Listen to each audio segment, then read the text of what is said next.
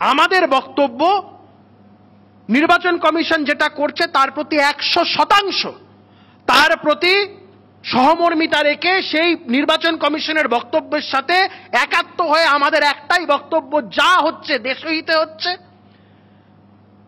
কোন সুবুদ্ধি সম্পন্ন মানুষ কথা বলতে পারে যে আমার দেশে বাংলাদেশি অনুপ্রবেশকারীরা আমার দেশের ভোটার লিস্ট থাকবে, ভোটার লিস্টে তাদের নাম থাকবে?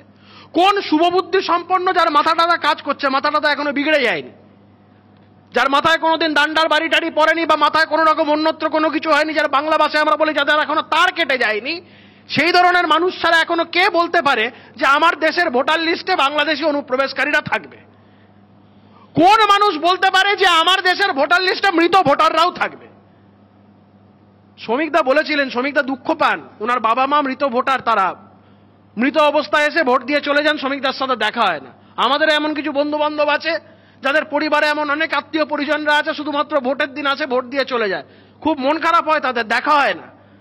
আমার এমন অনেক চেনা জানা বন্ধু বান্ধবরা আছে তাদের পরিবারের লোকজনেরা কেউ ব্যাঙ্গালোর, মুম্বাই, অন্যান্য জায়গায় থাকে, ভোটের দিন আসে, ভোট দেয়, বাড়িতে পর্যন্ত যায় না, ট্রেনের টিকিটও কাটে না, প্লেনের টিকিটও কাটে না, আকাশে মনে হয় উড়ে উড়ে আসে, ভোটটা দিয়ে চলে যায়। এখন কোন শুভবুদ্ধি সম্পন্ন মানুষ কথা বলতে পারে যে ডবল এন্ট্রি, ট্রিপল এন্ট্রি যারা ভোটার আছে তাদের ভোটার লিস্টে তাদের নামটা একটা স্বচ্ছভাবে থাকুক, যে কোনো এক জায়গায় থাকুক? এর সাথে কোন মানুষের দ্বিমত থাকতে পারে বলে আমার তো জানা নেই।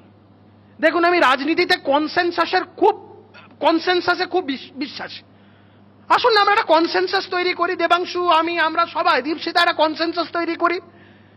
আমরা বলি একসাথে যে পশ্চিমবঙ্গে একটাও অবৈধ ভোটার লিস্টে থাকবে না, এটা সবাই মিলে একসাথে বলি। সাথে সাথে এটাও বলি যে কোনো বৈধ ভোটারের নাম বাদ যাবে না।